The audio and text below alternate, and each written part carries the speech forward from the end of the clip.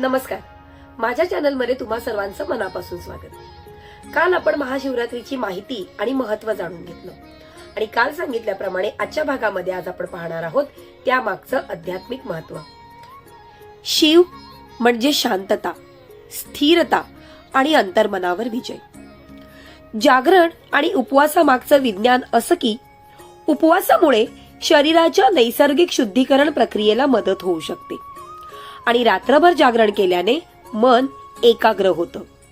मंत्र जपामुळे सकारात्मक ऊर्जा निर्माण होते। आता पाहू शिवलिंगाचं प्रतिकात्मक महत्त्व। शिवलिंग हे सृष्टीचं प्रतीक आहे, निर्मिती, स्थिती आणि लय यांचं संतुलन। शिवलिंग हे भगवान शिवांचं प्रतीक असून सृष्टीची निर्मिती, पालन आणि संहार यांचे द्योतक मानलं जातं। ते अनंत शक्ती, स्थैर्य आणि ब्रह्मांडाच्या अखंड स्वरूपाचं प्रतीक आहे। शिवलिंग भक्तांना आत्मज्ञान, शांती आणि आध्यात्मिक उन्नतीचा संदेश देते।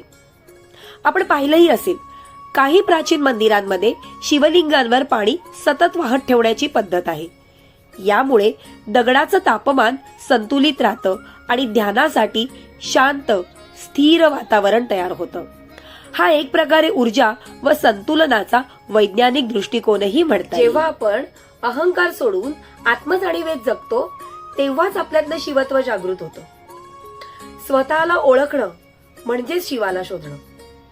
तर आजची माहिती तुम्हाला कशी वाटली हे नक्की कमेंट करून सांगा। पुन्हा भेटूया अशाच एका नवीन माहिती सोबत पुढच्या भागात।